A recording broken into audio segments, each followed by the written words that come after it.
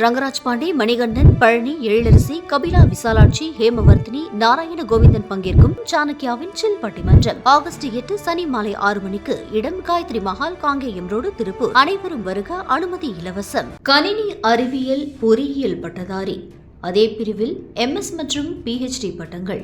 பெங்களூருவில் உள்ள இந்திய அறிவியல் கழகத்தின் சூப்பர் கம்ப்யூட்டர் கல்வி மற்றும் ஆராய்ச்சி மையம் மற்றும் சென்னையில் உள்ள கணித அறிவியல் நிறுவனம் ஆகியவற்றில் 2 போஸ்ட் டாக்டரல் ஆராய்ச்சி பணிகளை வெற்றிகரமாக நிறைவு செய்தவர். இவருடைய ஆய்வுக்குழு சக்தி என்ற இந்தியாவின் முதல் உள்நாட்டு மைக்ரோ ப்ராசஸரை உருவாக்கியது. தேசிய பாதுகாப்பு ஆலோசனை வாரியத்தின் உறுப்பினர், DRDO வழங்கிய அகாடமிக் எக்ஸலன்ஸ் அவார்டு மற்றும் இந்திய எலக்ட்ரானிக்ஸ் மற்றும் செமிகண்டக்டர் சங்கத்தின் டெக்னோ விஷனரி விருது ஆகியவற்றை பெற்றவர்.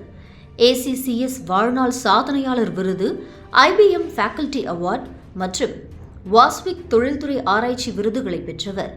டாக்டர் APJ அப்துல் கலாம் தொழில்நுட்ப புதுமைக்கான தேசிய ஃபெல்லோஷிப் பெற்றவர். வர்த்தக மற்றும் தொழில்துறை அமைச்சகம் அமைத்த ஆர்டிஃபிஷியல் இன்டெலிஜென்ஸ் பணிக்குழுவின் தலைவராகவும் இருந்தவர்.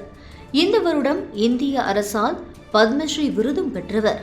இந்த பெருமைகள் அனைத்திற்கும் சொந்தக்காரர் ஒருவர்தான். அவர் சென்னை IIT இயக்குனர் காமக்கோடி.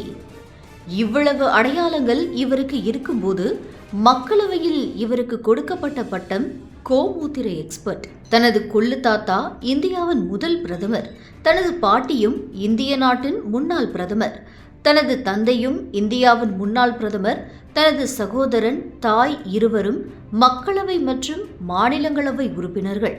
அந்த குடும்பத்தில் பிறந்த ஒரே காரணத்தால் அவர் சகோதரர் நின்று வெற்றி பெற்று பின்பு ராஜினாமா செய்து அதே தொகுதியில் போட்டியிட்டு மக்களவைக்கு சென்ற வயநாடு மக்களவை உறுப்பினர் பிரியங்கா காந்தி வதேரா. பிரியங்கா காந்தி வதேராவின் கல்வி தகுதி பௌத்த ஆய்வுகளில் முதுகலை பட்டயம், அதுவும் இந்தியாவில் அல்ல, மத்திய அரசால் தேர்வு சீர்திருத்தங்களுக்காக அமைக்கப்பட்ட உயர்மட்ட பணிக்குழுவில் IIT இயக்குனர் காமக்கோடியும் இடம்பெற்றுள்ளார்.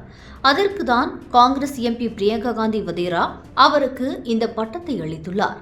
இந்த முறை CBSE மறு மதிப்பீடு மற்றும் மதிப்பெண் சரிபார்ப்பு நடைமுறைகளுக்காக OSM எனப்படும் கணினி திரைவழி மதிப்பீட்டு முறையை அறிமுகப்படுத்தியது.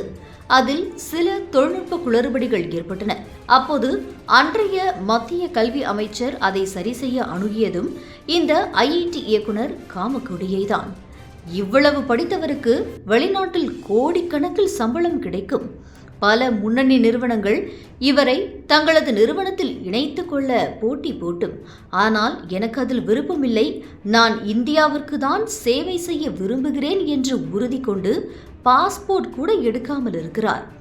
அப்படிப்பட்டவருக்கு தான் இந்த கோமூத்திர எக்ஸ்பர்ட் என்ற பட்டம் கிடைத்திருக்கிறது.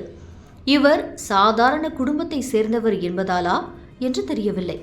இவரை குறித்து இப்படிப்பட்ட ஒரு வார்த்தை பேசும்போது ஒரு தமிழக மக்களவை உறுப்பினர் கூட அதை கண்டிக்கவில்லை. தமிழர், தமிழக பெருமை, தமிழர் உரிமை என்று பேசும் ஒரு கட்சி கூட இதற்கு கண்டனம் தெரிவிக்கவில்லை. இவரது சமூகம்தான் அதற்கான காரணமா என்று தெரியவில்லை. பாஜக உறுப்பினர்கள் மட்டுமே பிரியங்கா காந்தி வதேராவின் பேச்சுக்கு கண்டனம் தெரிவித்தனர். இந்த சர்ச்சை பேச்சிற்கு பிறகு காமக்கோடி என்ன செய்து கொண்டிருக்கிறார்?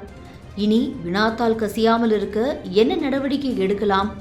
மாணவர்கள் அவதிப்படாமல் தேர்வுகளை எப்படி நடத்தலாம் என்பது குறித்து தனது பணியை துவங்கிவிட்டார்.